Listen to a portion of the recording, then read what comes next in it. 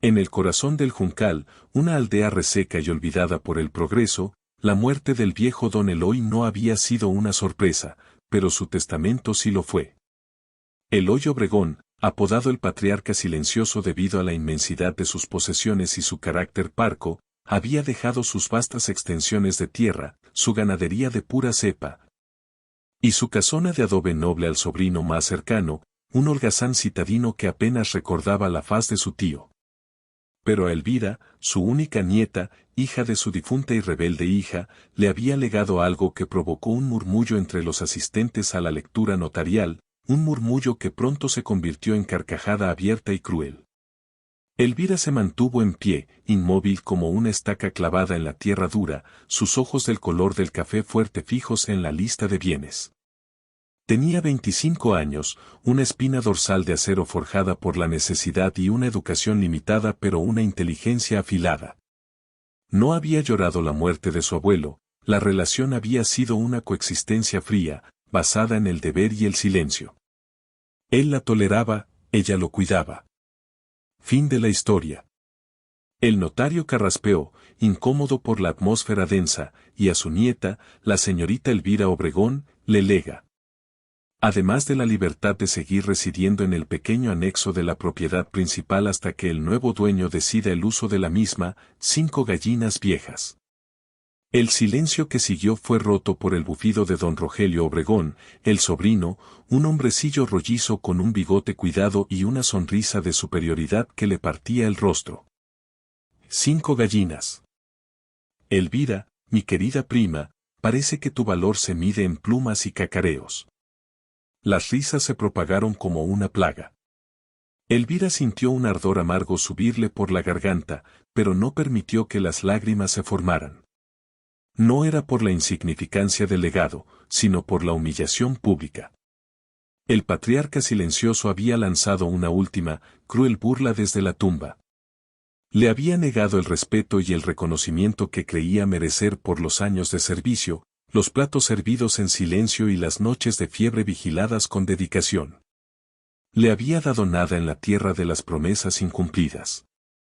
Mientras todos se retiraban, dejando a Elvira sola en la sala, sus manos se cerraron en puños, enterrando sus uñas en la palma.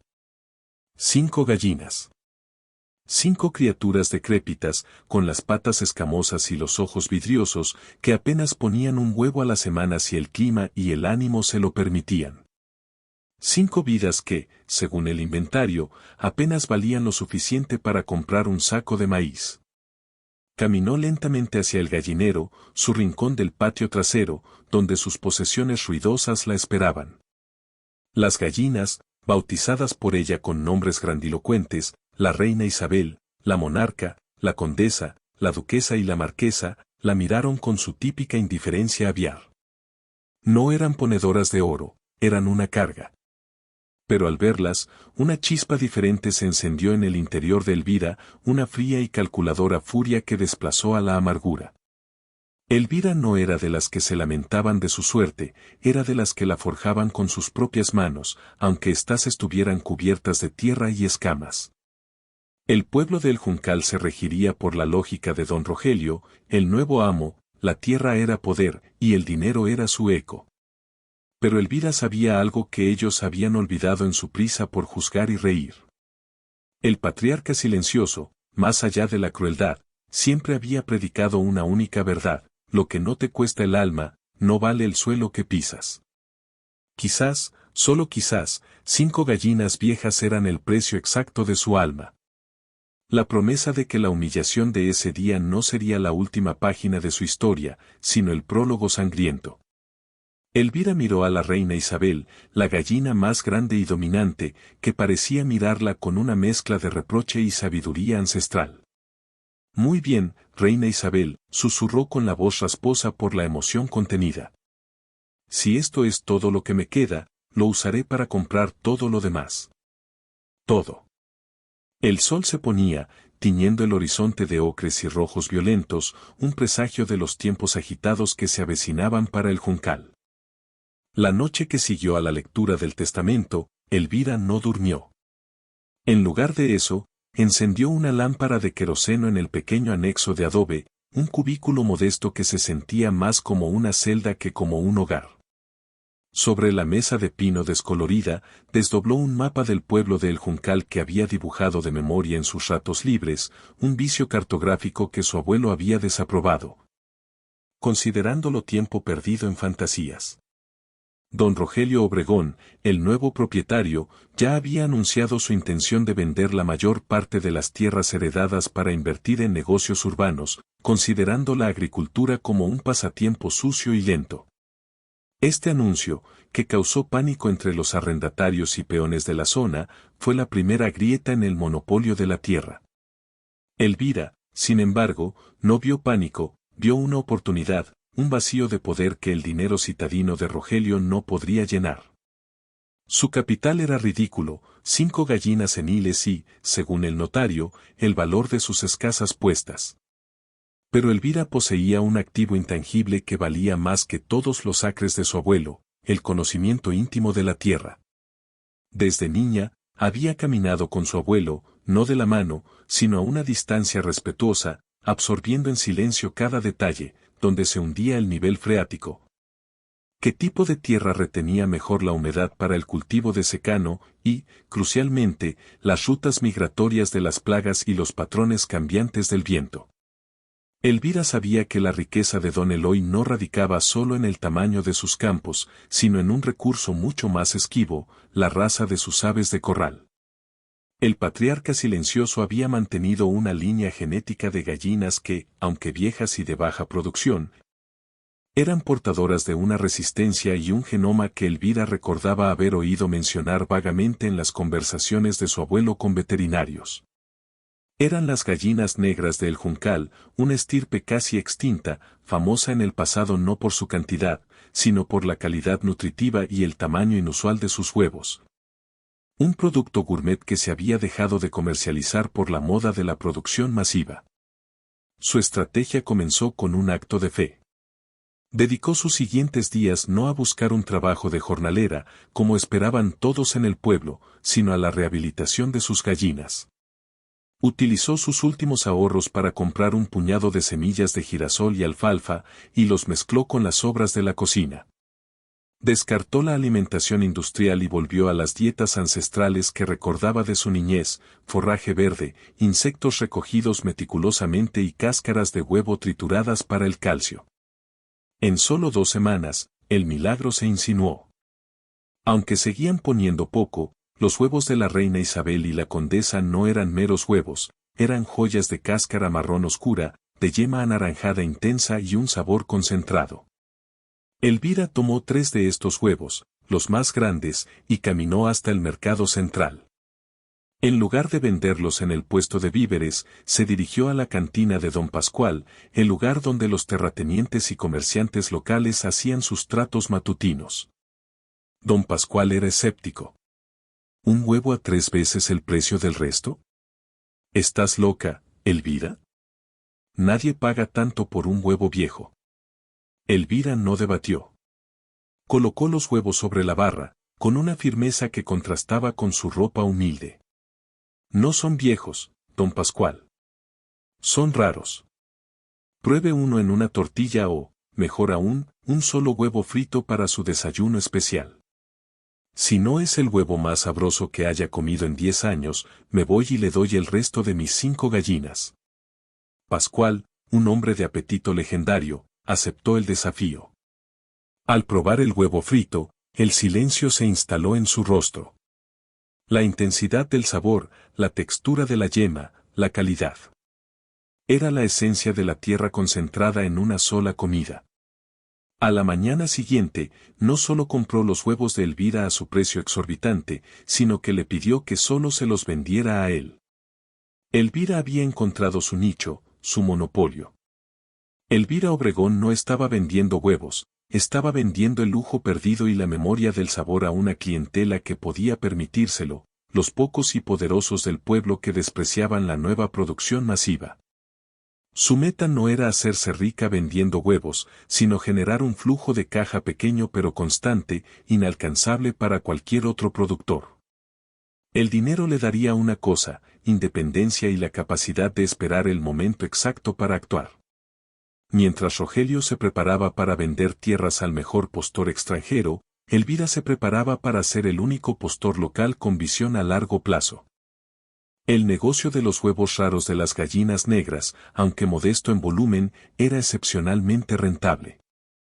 Elvira vendía cada unidad a un precio que, en cualquier otra circunstancia, sería ofensivo. Su clientela se limitaba a don Pascual, el cantinero, y 2 o 3 familias pudientes de El Juncal que disfrutaban de ese toque de exclusividad y el sabor que evocaba los buenos tiempos. Elvira había logrado algo crucial, convertir la insignificancia de su herencia en una marca de lujo. Mientras Elvira construía su pequeño capital, don Rogelio Obregón se instaló en la casona principal. Su gestión fue un desastre previsible. Trataba a los peones con altanería, desconocía los ciclos de la tierra y, sobre todo, estaba impaciente por convertir el patrimonio en efectivo. Contrató a un agente inmobiliario de la ciudad que comenzó a segmentar las propiedades. La parcela más grande y valiosa era La Vega, una extensión de tierra excelente para el cultivo de algodón, pero que requería una inversión inmediata en mantenimiento de pozos.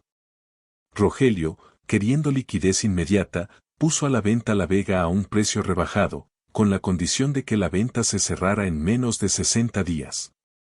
La prisa del nuevo terrateniente era el punto débil que Elvira había estado esperando. Elvira, con su capital de los huevos y una disciplina financiera draconiana, había acumulado una suma sorprendentemente decente. Sin embargo, ni siquiera se acercaba al 10% del valor de La Vega. Necesitaba crédito y lo necesitaba rápido, antes de que el agente de Rogelio encontrara un comprador en la ciudad. Su única opción era el Banco Agrario del Juncal, dirigido por doña Josefina, una mujer de negocios tan dura y escéptica como la tierra misma. Doña Josefina se había reído abiertamente de Elvira el día de la lectura del testamento, considerándola una víctima patética. Elvira se presentó en el banco impecablemente limpia, pero con la tierra todavía bajo las uñas, un gesto deliberado para mostrar que no había olvidado su origen ni su labor. Cuando se sentó frente a doña Josefina, no pidió un préstamo basado en sus activos, sino en su proyecto. No le pido dinero para comprar tierra, doña Josefina, dijo Elvira, con una voz baja y modulada que proyectaba una autoridad inusual. Le pido dinero para controlar la tierra. Presentó un plan que dejó a la banquera sin palabras. Elvira no quería comprar La Vega completa. Quería un préstamo para comprar solo una estrecha franja de tierra que lindaba con el cauce del río y que Rogelio había etiquetado como sin valor por ser demasiado húmeda y rocosa. Esta franja era la única fuente de agua superficial constante y el único punto desde el cual se podía acceder al sistema de acequias históricas que irrigaban toda La Vega. Elvira mostró los números, su negocio de huevos era la única fuente de ingreso predecible y creciente que tenía. Más importante aún, explicó que comprar esa franja la convertía en la llave de agua de todo el terreno.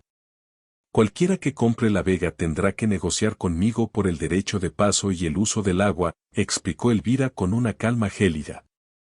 Rogelio está tan ciego por la codicia que no ve que está vendiendo el corazón antes que el cuerpo. Si le presto dinero para esa pequeña franja, usted estará invirtiendo en mi capacidad de negociación. Una vez que tenga el control del agua, podré forzar al futuro comprador de La Vega a venderme pequeñas porciones de tierra a precios preferenciales a cambio del riego, o rentarles el paso del agua a un costo alto. El terreno de La Vega sin mi franja es solo polvo caro. Doña Josefina era una mujer pragmática. Entendió la brutal lógica. No era una transacción de compra de tierras, sino la adquisición estratégica de un cuello de botella hidráulico. Elvira no estaba prometiendo cosechas, estaba prometiendo poder. Elvira obtuvo el préstamo. Pequeño, pero suficiente. Con ese dinero y sus ahorros, compró a don Rogelio esa franja sin valor en la semana 59 del plazo. Rogelio la miró con lástima cuando firmó los papeles. ¿Para qué quieres esa zanja húmeda, Elvira? Si quieres un gallinero más grande, pídemelo y te lo doy gratis. Elvira solo sonrió, una sonrisa pequeña y sin alegría, mientras sostenía la escritura. Gracias, primo. Pero prefiero pagar por lo que es mío. Con la posesión de la franja, Elvira se convirtió oficialmente en propietaria de su primer ladrillo de tierra, un diminuto e insignificante pedazo de El Juncal. Pero lo que todos ignoraban era que ese pequeño pedazo de tierra valía infinitamente más, pues ahora controlaba el pulso vital de las tierras más ricas de la región. El tablero de ajedrez acababa de ser volteado sutilmente, y nadie, excepto ella, se había dado cuenta. El mes de marzo llegó a El Juncal con una crueldad inusitada. Una sequía persistente, la peor en una década, se abatió sobre la región. Los campos se agrietaron, el polvo fino se levantaba en remolinos amarillos y el nivel del río, usualmente generoso, se redujo a un hilillo. Este desastre natural, aunque devastador para muchos, se convirtió en el catalizador perfecto para la estrategia de Elvira. Mientras esto sucedía, Rogelio Obregón finalmente encontró un comprador para la vasta propiedad de La Vega, una corporación agroindustrial de la capital, Agrosol, que planeaba una explotación masiva de oleaginosas. Los representantes de Agrosol, hombres trajeados con portafolios de cuero y absoluta falta de conocimiento agrícola, cerraron la compra rápidamente, ignorando la insignificante franja de tierra que Elvira poseía. Su ignorancia era su debilidad. Apenas 2 semanas después de tomar posesión, la gerencia de Agrosol intentó poner en marcha el sistema de riego de La Vega. Las bombas funcionaron, pero el agua no llegó a los campos. El problema radicaba en que el punto de captación del antiguo sistema de acequias, el que garantizaba el flujo constante a través de la gravedad y la presión natural, se encontraba dentro de la franja de tierra que Rogelio había vendido a Elvira. Agrosol envió a un capataz arrogante, el señor Cifuentes, a hablar con Elvira. La encontró alimentando a sus 5 gallinas, que ahora parecían notablemente más robustas y ponedoras, en el patio trasero de su anexo. Cifuentes, sin bajar de su reluciente camioneta 4X4, se dirigió a Elvira con un tono paternalista y condescendiente. Oiga, señora. Hemos revisado los planos. Parece que, por un error administrativo, una pequeña porción de nuestro acceso al río está en su propiedad. Somos una empresa seria. Le daremos 200 pesos por esa tierra, y si se apura, quizás le paguemos hasta 300 para que esto quede resuelto antes del mediodía. Elvira limpió sus manos polvorientas en su delantal de lona y caminó lentamente hacia la camioneta. Su calma era más intimidante que cualquier grito. Señor Cifuentes, comenzó ella, mirando directamente a sus ojos por encima de la puerta del vehículo. No soy una señora. Soy Elvira Obregón. Y esa, pequeña porción, es la única entrada y salida de agua para su costosa adquisición. Sin ella, sus oleaginosas se convertirán en forraje para cabras. Y mi precio no es en pesos. Cifuentes rió, un sonido hueco. Ah, ¿no? ¿En qué, entonces? ¿En gallinas? Elvira se inclinó un poco, su voz bajando a un susurro mortalmente serio. Mi precio es en tierra. Ustedes compraron La Vega, pero solo obtuvieron el cuerpo. Yo tengo el corazón. Para que yo les dé paso al agua y mantenga las acequias que están en mi propiedad, un mantenimiento que, por cierto, requiere de un conocimiento que ni usted ni su empresa tienen. Me entregarán la parcela que Rogelio llamó el Cerrillo. El Cerrillo era una colina pedregosa adyacente a La Vega, considerada inútil para la agricultura por su pendiente y suelos poco profundos. Sin embargo, era el punto más alto de la región y ofrecía una vista estratégica sobre todas las tierras circundantes. Agrosol la había comprado simplemente por el paquete completo. Cifuentes se indignó. Imposible. Esa parcela vale mucho más de lo que usted puede pagar, además de que la necesitamos para instalar nuestra estación de bombeo secundaria. Entonces, que empiece a bombear, replicó Elvira, señalando los campos resecos. La sequía no espera. Por cada día que pase, su inversión se seca. Y mi precio subirá mañana. Cifuentes, humillado y bajo una presión inmensa por la sede corporativa que veía cifras rojas, tuvo que retirarse. 2 días después, Agrosol cedió. Elvira no solo obtuvo la propiedad del Cerrillo a cambio del derecho de paso y una renta anual por el uso del agua, sino que también incluyó una cláusula que la nombraba administradora oficial de la red de acequias en su sección de la propiedad, pagada con fondos de Agrosol. En menos de 6 meses, Elvira había convertido 5 gallinas viejas en el control del recurso más vital de la región y ahora era dueña de 2 propiedades estratégicas, la llave del agua y el punto de observación más alto. Nadie en el Juncal se reía ya. Elvira Obregón había dejado de ser una viuda de la suerte para convertirse en una jugadora de poder. Con el control de la cuenca y la posesión del Cerrillo, un promontorio que pronto se convirtió en su puesto de observación privilegiado, Elvira Obregón había cimentado su posición. Ya no era la humillada nieta, era un factor de riesgo para los intereses de la región y un ejemplo de éxito para los pequeños propietarios. Mientras Agrosol lidiaba con la burocracia corporativa y la sequía, Elvira demostró su superioridad agrícola. Utilizando los ingresos de la renta del agua y la venta constante de sus huevos gourmet, invirtió en una pequeña mejora de la antigua acequia que corría por su franja, asegurando que el agua, aunque escasa, fluyera de manera eficiente y limpia. Demostró a los campesinos circundantes que la gestión inteligente de recursos valía más que la cantidad bruta de tierra. Su siguiente objetivo no fue tierra cultivable, sino el control de la infraestructura financiera y social. Rogelio Obregón, después de vender La Vega, se había quedado con la casona principal y un par de propiedades dispersas, pero su estilo de vida extravagante y su inexperiencia lo estaban consumiendo. Había contraído deudas significativas con prestamistas locales para financiar una serie de negocios que fracasaron miserablemente, entre ellos, un criadero de codornices. Elvira esperó. Sabía que el crédito en el Juncal, aunque informal, era un sistema interconectado. Cuando Rogelio no pudo pagar un préstamo importante a don Lorenzo, el principal comerciante de granos, don Lorenzo se encontró en una situación delicada.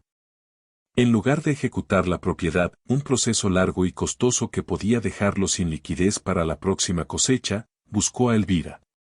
Elvira, con su pequeña pero sólida fortuna acumulada y su reputación de pagadora confiable, ofreció a don Lorenzo comprarle la deuda de Rogelio por una suma ligeramente menor a la total. Don Lorenzo aceptó. Ahora, Elvira era la única acreedora de don Rogelio Obregón. Esta jugada fue maestra. Elvira no quería la casona por su valor inmobiliario, sino por su simbolismo. La casona era la sede del poder ancestral de la familia Obregón, y mientras Rogelio viviera allí, el pueblo vería un vestigio del antiguo patriarcado, aunque hueco. Cuando se presentó ante Rogelio, no lo hizo con abogados, sino sola. Él estaba abatido, sentado en el antiguo escritorio de su abuelo, rodeado de papeles desordenados. «Primo», dijo Elvira, con una formalidad helada. «Tengo todos tus pagarés.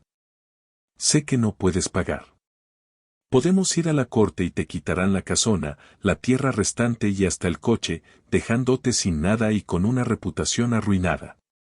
Rogelio levantó la mirada, derrotado. «¿Qué quieres, Elvira? ¿Venganza? Tómala. Ya ganaste». «No quiero venganza, Rogelio. Quiero control. Te pagaré una pequeña suma en efectivo para que te mudes lejos del Juncal, lejos de mis asuntos. A cambio, me entregarás la escritura de la casona y el resto de las tierras. Y te daré algo más, la oportunidad de irte con la cabeza alta. Nadie sabrá que te ejecuté. Dirás que encontraste una oportunidad de inversión en la capital». Rogelio, humillado pero buscando una salida digna y, sobre todo, dinero fácil, aceptó en el acto. La casona y las últimas propiedades de la familia Obregón pasaron a manos de la nieta que solo había heredado 5 gallinas viejas. Al día siguiente, Rogelio Obregón se fue del Juncal en su coche. Cuando los vecinos preguntaron, Elvira, ahora dueña del lugar, simplemente dijo que su primo había seguido un camino de progreso. La ironía era tan sutil que solo ella la entendía. Elvira se mudó a la casona, pero la transformó. Abrió sus puertas, no como un castillo privado, sino como una oficina de gestión agrícola. En el gran salón, colocó el mapa de El Juncal que había dibujado de memoria. Desde ese momento, su casa se convirtió en el centro operativo de su silenciosa expansión. Era la dueña de la casona y controlaba el agua. Su próximo movimiento sería sobre las tierras que Agrosol aún creía poseer de forma segura. Agrosol, la corporación que había comprado La Vega, se encontraba en una espiral descendente. La sequía persistía y, aunque Elvira les permitía el acceso al agua mediante el pago de la renta anual, su ineptitud en el manejo de las acequias y su dependencia de las soluciones rápidas y costosas resultaron catastróficas. Gastaron millones en fertilizantes químicos y maquinaria pesada, pero sin un entendimiento del microclima local que Elvira poseía, el rendimiento de sus cultivos de oleaginosas fue paupérrimo. Elvira, desde el Cerrillo, que ahora usaba como un centro de observación meteorológica improvisado, y desde la antigua casona, observaba y calculaba. Ella sabía que el fracaso de Agrosol era inminente, y se preparó para el golpe final. La situación se agravó cuando Elvira, en su papel de administradora de acequias, presentó una demanda técnica contra Agrosol. Argumentó ante las autoridades agrarias que las prácticas de riego masivas y mal gestionadas de la corporación estaban contaminando el escaso suministro de agua subterránea que era vital para el resto de los pequeños agricultores de El Juncal, una acusación que era parcialmente cierta debido a la escorrentía de sus fertilizantes. La demanda no buscaba un pago, sino una orden de restricción sobre el uso de ciertos pozos y la obligación de Agrosol de reparar y modernizar partes de la infraestructura de riego, lo que les generaría una inversión masiva. El impacto fue devastador para la corporación. La inversión requerida era insostenible dado el rendimiento actual de las tierras. Además, la presión social de los agricultores locales, que veían en Elvira una defensora de la tierra frente al monstruo corporativo, se hizo insoportable. Agrosol había comprado la tierra, pero no había logrado ganarse al pueblo. El director regional de Agrosol viajó a El Juncal, exasperado por la molestia de esta mujer. Intentó negociar con Elvira en la recién adquirida casona. Elvira lo recibió en la sala principal, sentada detrás del antiguo escritorio de su abuelo, rodeada de mapas y muestras de suelo. El director fue directo: señorita Obregón, usted está paralizando una inversión que podría beneficiar a toda la región. Le daremos una gran suma para que retire la demanda y deje de interferir con nuestras operaciones. Elvira sonrió con la misma sonrisa fría que le había dedicado a Rogelio. Señor, no necesito su dinero. Necesito la estabilidad de mi tierra y la de mis vecinos. Su operación es un peligro ambiental y económico. Mi precio para retirar la demanda es el mismo que he cobrado siempre: tierra. Elvira exigió la venta de la mitad restante de La Vega, específicamente los lotes de tierra que colindaban directamente con los campos de los pequeños agricultores. Su objetivo no era solo la expansión, sino también crear una zona de amortiguamiento para proteger a sus vecinos del monocultivo industrial de Agrosol. La corporación, enfrentando la quiebra en El Juncal, la vergüenza corporativa y la orden judicial inminente, se vio forzada a aceptar. Vendieron a Elvira la mitad de lo que quedaba de La Vega a un precio ridículamente bajo para salvar el resto de su inversión y cortar pérdidas. Para financiar esta compra, Elvira no acudió al Banco Agrario, sino que utilizó el flujo de caja de sus rentas de agua y, astutamente, ofreció a los pequeños agricultores un sistema de inversión cooperativo. Les garantizaba riego y protección contra los métodos de Agrosol si invertían una pequeña suma de sus propios ahorros en la compra de la tierra, haciéndolos socios minoritarios en el éxito de la operación. Con esa compra, Elvira Obregón se convirtió en la tercera terrateniente más grande de El Juncal, superando incluso a la extensión original de su abuelo, ya que había comprado estratégicamente tierra adicional que don Eloy no poseía. Pero la historia no terminaba ahí. Agrosol, con lo poco que le quedaba de tierra y el agua controlada, no duró ni un año más. El abandono de sus parcelas, la maquinaria oxidándose y la inmensa deuda con el Banco Agrario terminaron de sellar su destino. Doña Josefina, la banquera, que ahora veía a Elvira con un respeto temeroso, la llamó. Agrosol había incumplido sus pagos y el banco estaba a punto de ejecutar la hipoteca. Las últimas porciones de la tierra más rica del Juncal estaban a punto de ser subastadas. Elvira estaba lista. El tiempo de la espera había terminado, el momento de la cosecha de tierra había llegado. El colapso de Agrosol fue ruidoso y vergonzoso, marcando el fin de la era de la agricultura corporativa desinteresada en el Juncal. La subasta de los últimos y más valiosos lotes de La Vega, embargados por el Banco Agrario, fue el evento social y económico más importante en la región en décadas. Doña Josefina, la banquera, intentó atraer postores de la ciudad, pero el caso Agrosol había dejado un rastro de advertencia. La gente de negocios sabía que, en el Juncal, había un nuevo factor de poder inquebrantable que controlaba el agua y la comunidad, Elvira Obregón. La mayoría temía invertir en una tierra que ella podía paralizar con una simple demanda técnica o con la restricción del vital recurso hídrico. El día de la subasta, solo se presentaron unos pocos agricultores locales, todos mirando expectantes a Elvira. Ella llegó tarde, vestida de manera sencilla pero impecable, acompañada únicamente por don Pascual, el cantinero, que se había convertido en su aliado y consejero no oficial. La subasta comenzó. Los lotes eran inmensos y la puja inicial era alta. Los pocos interesados locales, agricultores de bajos recursos que soñaban con poseer una porción de La Vega, pronto se quedaron rezagados. La mayoría de los lotes estaban a punto de ser declarados impostor cuando la voz de Elvira se alzó, firme y clara, en la sala.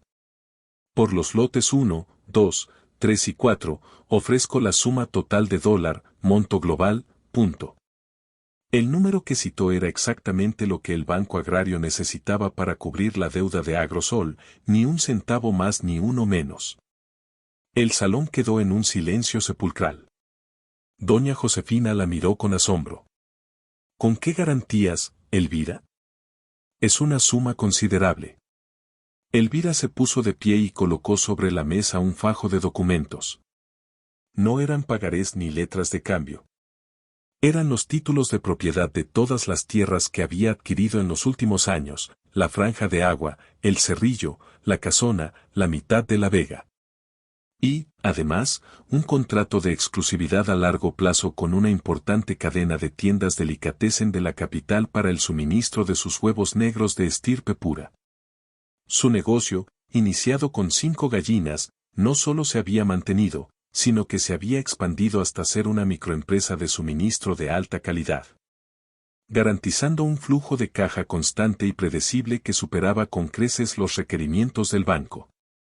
Mi garantía, dijo Elvira, con una mirada que abarcaba a la banquera y a los pocos postores restantes, es la tierra que ya poseo y la palabra de que mis negocios son los únicos rentables en el Juncal. Si el banco quiere otra pesadilla corporativa o un puñado de polvo en un año, que vendan. Si quieren la seguridad de un pago inmediato y la prosperidad futura de la región, me venden a mí. Doña Josefina, enfrentando la realidad de una subasta fallida y la certeza de la garantía de Elvira, no tuvo opción. Elvira Obregón compró la totalidad de las tierras restantes de La Vega. En menos de 3 años. La nieta desheredada que recibió la burla de 5 gallinas viejas había pasado de ser una sirvienta silenciosa a la propietaria absoluta y mayoritaria de todas las tierras que alguna vez pertenecieron a su abuelo. Y mucho más, incluyendo las posesiones estratégicas que don Eloy nunca había logrado controlar. No solo era la dueña de la tierra, era la dueña del agua, de la infraestructura y del futuro financiero de la comunidad. La casona de don Eloy, ahora sede de la empresa agrícola Elvira Obregón, se convirtió en el faro de la nueva prosperidad. Elvira no cultivó monocultivos, implementó sistemas de rotación inteligentes, reintrodujo cultivos nativos y, lo más importante, se asoció con los pequeños agricultores, compartiendo el acceso al agua y su conocimiento a cambio de lealtad y trabajo de calidad. El Juncal floreció bajo su gestión. Una tarde, mientras observaba el atardecer desde la cima del cerrillo, Elvira recordó el día de la lectura del testamento y la risa de su primo. Ahora, ella miraba hacia abajo, hacia la vasta extensión de tierra que, metro a metro, era legítimamente suya. Pensó en su abuelo, el patriarca silencioso. Quizás, su legado de 5 gallinas no fue una burla, sino la prueba definitiva. Le había obligado a construir su imperio desde cero, a probar que su valor no residía en el apellido o la herencia, sino en su carácter y su mente. Abajo, en el anexo, todavía se escuchaba el cacareo fuerte y autoritario de la reina Isabel y sus descendientes, las fundadoras de su fortuna. Elvira sonrió. El precio de esas plumas no se había medido en monedas, sino en la propiedad total de la tierra.